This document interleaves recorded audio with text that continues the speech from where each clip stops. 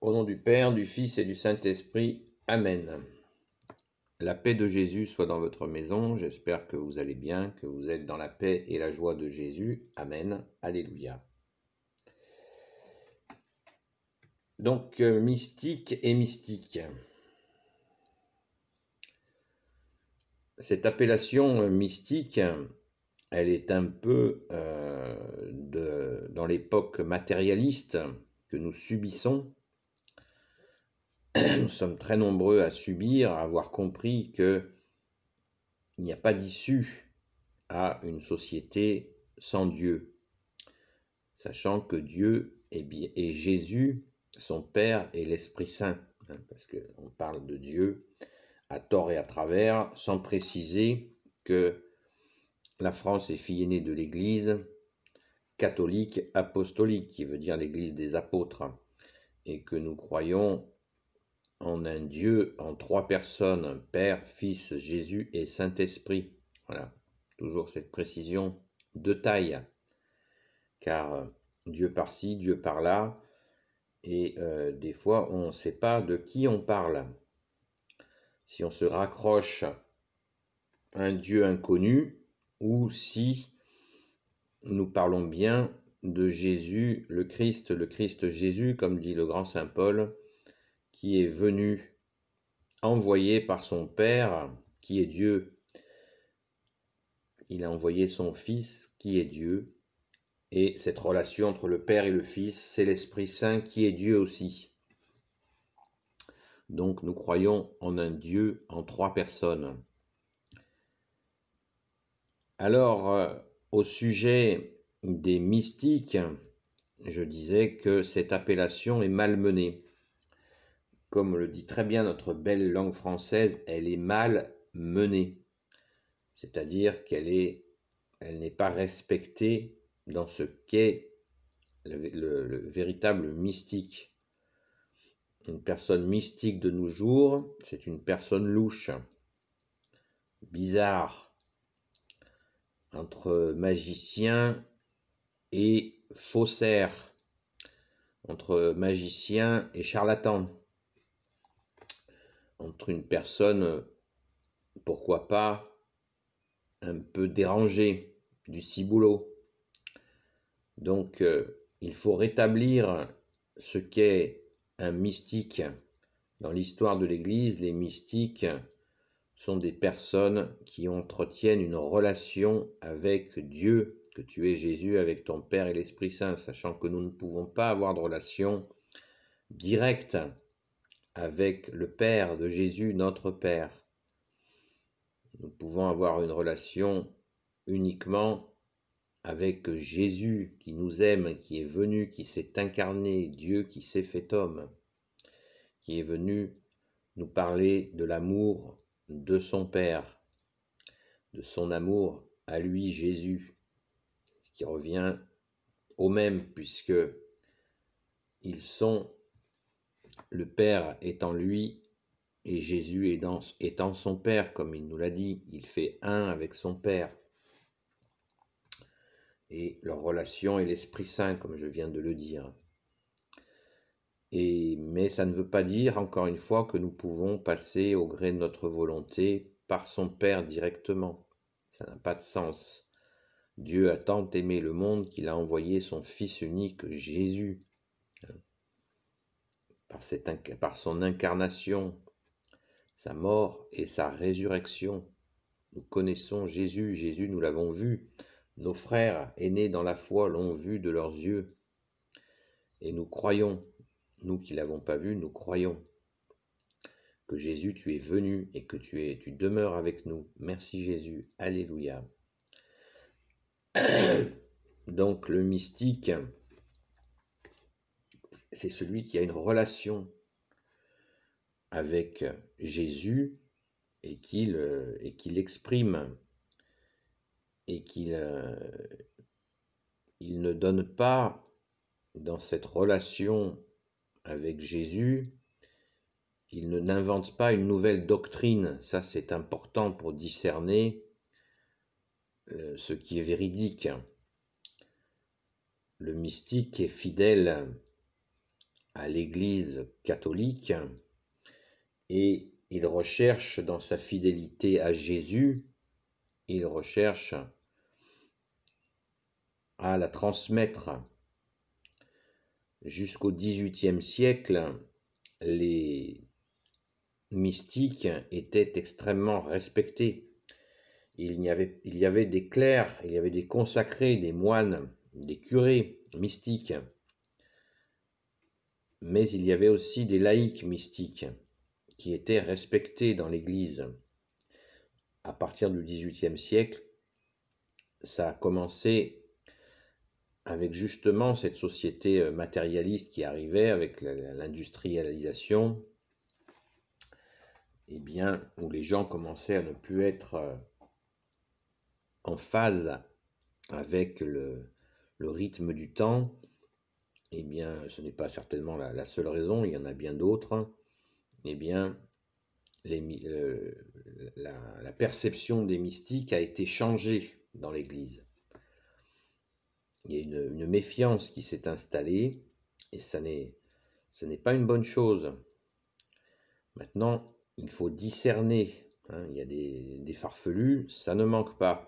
Des personnes qui s'égarent, et avec les moyens de communication que nous avons extrêmement puissants et immédiats, eh bien, des farfelus peuvent effectivement, et il y en a, enfin, on ne va pas dire des farfelus, pardon Jésus, on va dire des théories farfelues, des gens qui déversent des nouvelles doctrines. Et ça, c'est pas des mystiques. Un mystique ne va pas changer, ne va pas dire qu'il a le nouvel homo, quoi. L'évangile est la base éternelle. C'est la parole de Jésus. Elle est de toute éternité, elle ne passera jamais. Il ne peut pas y avoir une nouvelle doctrine ou des nouvelles révélations. Ah, les évangiles, je vais vous donner telle précision des évangiles. Ah, il y a des évangiles apocryphes, blablabla, blablabla. Ça, c'est pas la mystique, ça. Le mystique n'invente rien.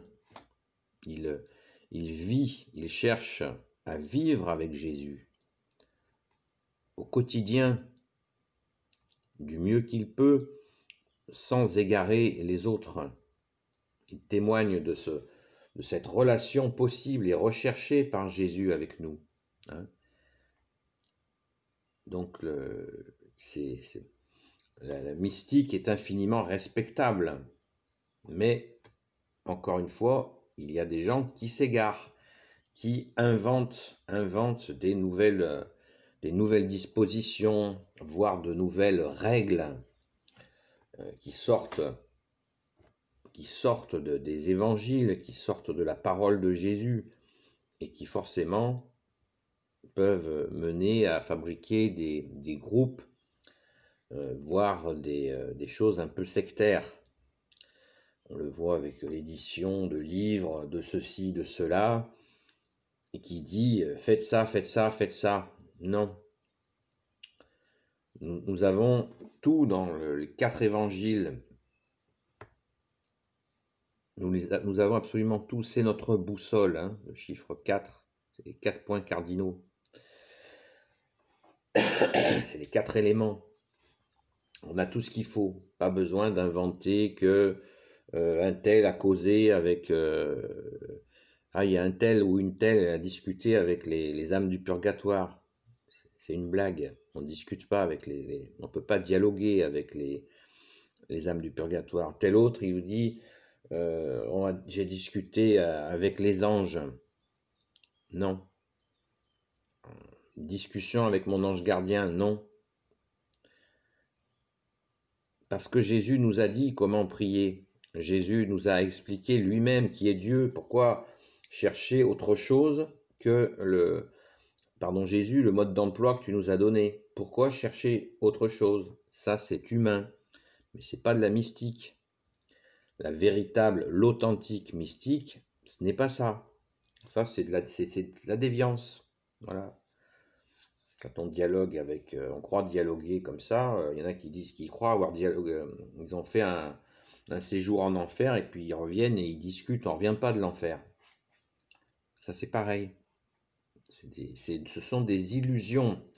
L'ennemi des âmes est sans cesse en train de suggérer des impasses, hein, il faut vraiment le comprendre. Il séduit, pas tout le temps à nous faire peur, il séduit, il nous embarque dans des voies sans issue pour que nous embarquions d'autres personnes dans le mur. C'est comme ça qu'il pratique, hein, depuis des siècles. Hein, il n'est pas tout le temps à montrer les dents et à faire peur, c'est pas ça. Il séduit, on l'appelle aussi le séducteur. Et on dit aussi, le nom du diable aussi, c'est le singe de Dieu. Voilà, il va imiter quelque chose de Dieu, mais hop, pour vous foutre la tête dans le mur, dans une impasse où il n'y a pas d'issue. Et ce n'est pas le chemin de Jésus. Jésus est le chemin, la vérité et la vie. Donc on ne peut pas réinventer des chemins, c'est pas possible. J'espère que vous le comprenez bien. C'est une démarche d'amour, la mystique, puisqu'elle respecte. Un mystique, c'est quelqu'un qui fait tout ce qu'il peut pour respecter la parole de Jésus. Ça ne veut pas dire que c'est quelqu'un de parfait, mais c'est pas quelqu'un qui cherche à être la pureté même, la perfection même. Il recherche Jésus et la compréhension de ce que souhaite Jésus, puisque Jésus nous a dit « celui qui garde ma parole ». Celui qui garde ma parole, qu'est-ce que ça veut dire? Eh bien, ça veut dire qu'il nous faut mettre en pratique ce que Jésus nous a demandé. Et c'est ça la démarche concrète et qui va justement vers une mystique au bon sens du terme. Voilà. Garder la parole de Jésus, par exemple, quand Jésus dit « ne vous mettez pas en colère », eh bien, si nous avons de la colère, eh bien, il nous faut demander à Jésus de nous en libérer. Voilà, c'est ça, mettre en pratique la parole de Jésus. Hein? C'est aussi simple que ça. Jésus nous dit « ne jugez pas. Ne jugez pas, sinon vous serez jugés à la mesure que vous jugez. » Voilà, c'est ça, mettre en pratique la parole. Quand on parle, on s'aperçoit qu'on est en train de juger les gens et on réalise, mon Dieu Jésus, excuse, je te demande pardon, je suis en train de juger là. Donc si je juge les autres, je ne garde pas la parole. C'est ça le sens de garder la parole. Celui qui garde ma parole aura la vie éternelle. Et oui, parce que Jésus nous a donné le mode d'emploi pour rentrer au royaume des cieux, pas moins. Donc il nous faut respecter, essayer de mettre en pratique ce qu'il a dit. Hein. On ne fait pas juste agiter des paroles. Merci Jésus, alléluia. Voilà, donc ayons une bonne compréhension de ce mot et il suffit simplement de vérifier que si nous écoutons des gens qui nous parlent de Jésus, de l'Église, des saints et saintes, de l'Église catholique en général, qu'ils ne sont pas en train de nous proposer de nouvelles pratiques, de nouvelles prières. Il y a aussi les nouvelles prières. Hein. Comme il y a aussi des fois des nouveaux chants, et quand on lit un petit peu au repos ce qu'ils disent, les nouveaux chants, par exemple des chants qui disent Seigneur, Seigneur, Seigneur pendant tout le chant,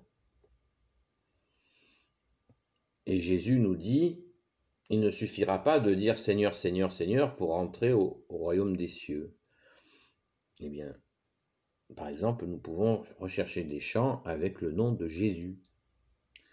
Car Jésus est Jésus, c'est le nom le plus haut de tous les noms. Avec son deuxième nom qui est l'Emmanuel, qui a une signification.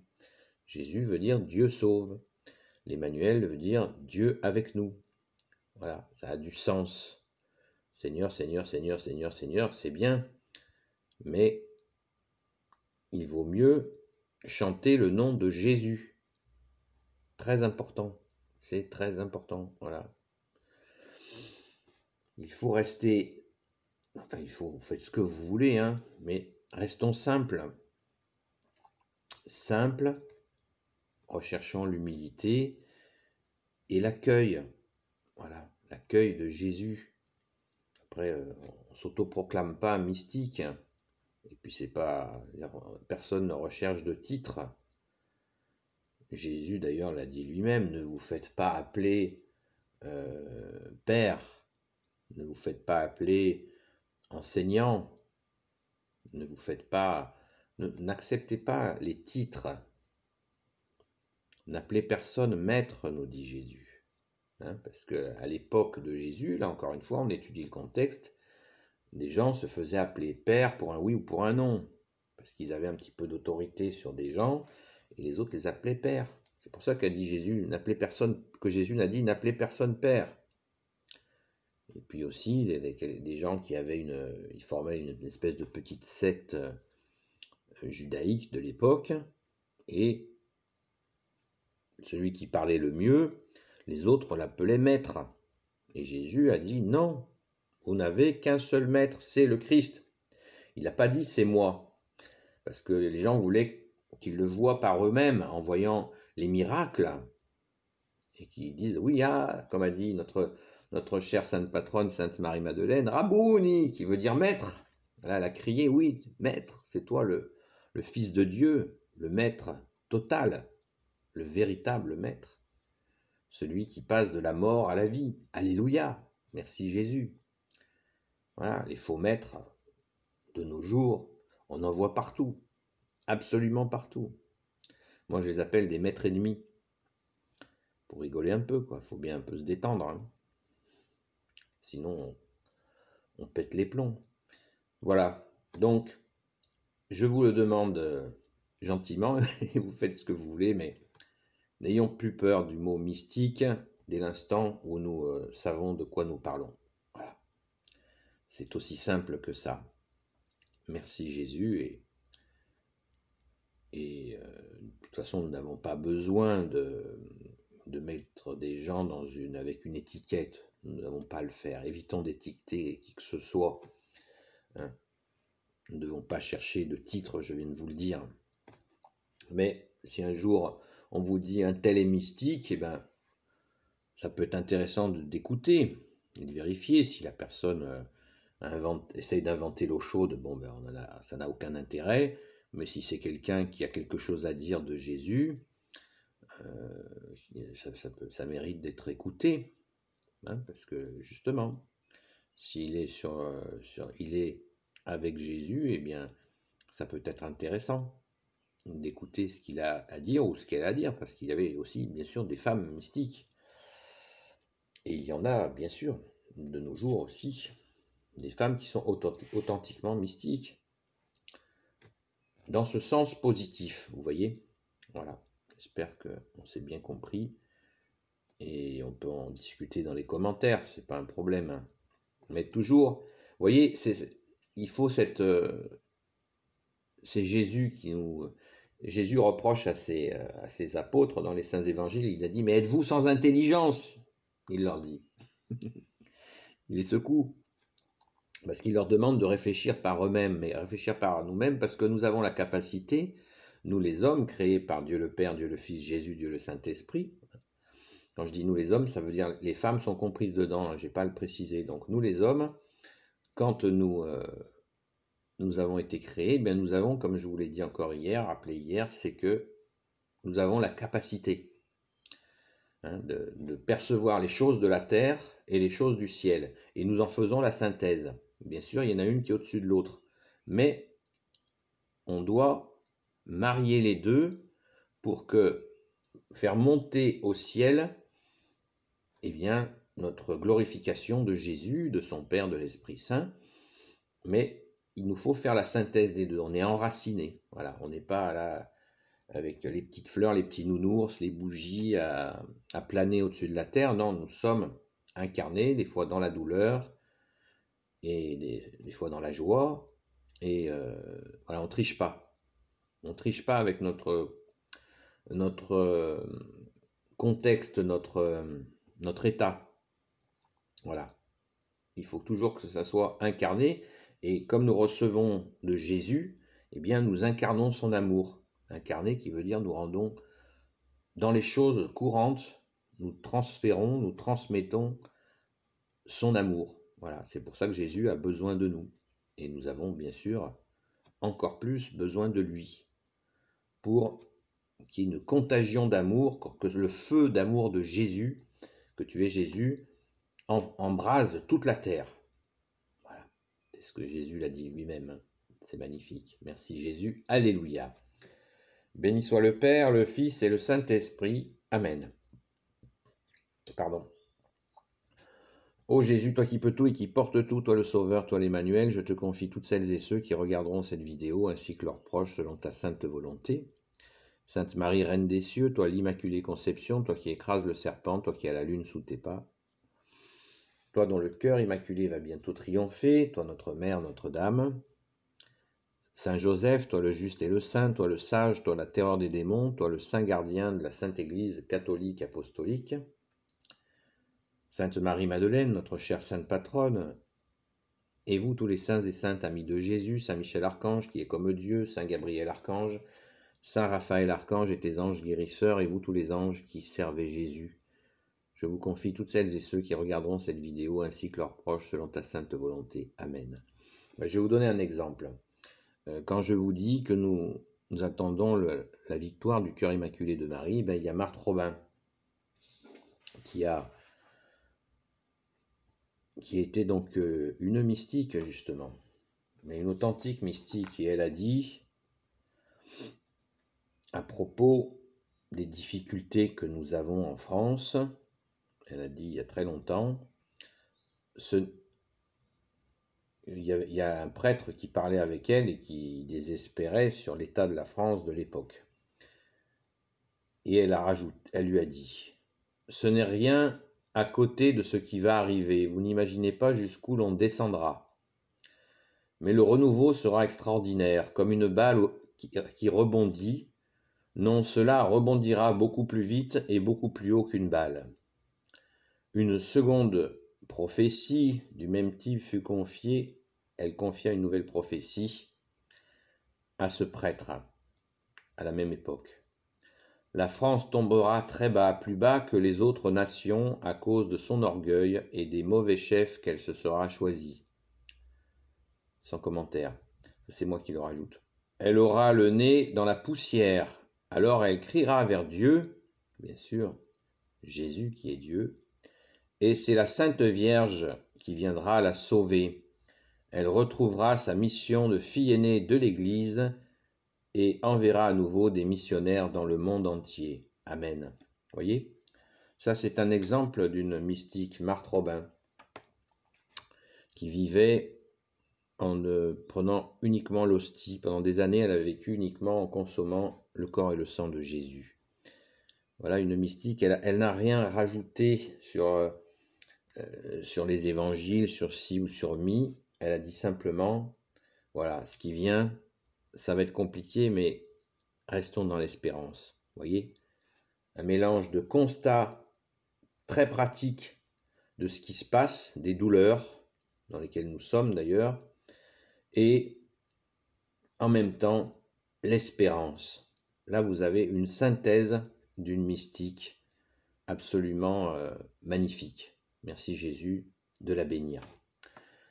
Béni soit le Père, le Fils et le Saint-Esprit. Amen. Eh bien, écoutez, les pouces en l'air, hein, sinon ça va barder. Hein. Je plaisante, il faut bien rire un peu, hein, parce que sinon, on va pas y arriver. Hein. Donc, voilà, les commentaires sont là pour commenter, vous le savez. J'espère que vous allez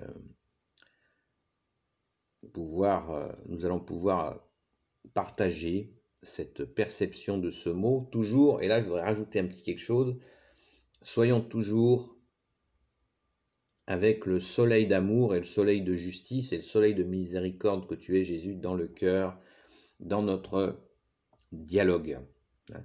Il nous faut toujours laisser rentrer Jésus, qui est la lumière, dans notre intelligence, voilà, afin que nous soyons éclairés uniquement par toi, Jésus. Amen. La paix de Jésus soit dans votre maison et je vous dis à très vite.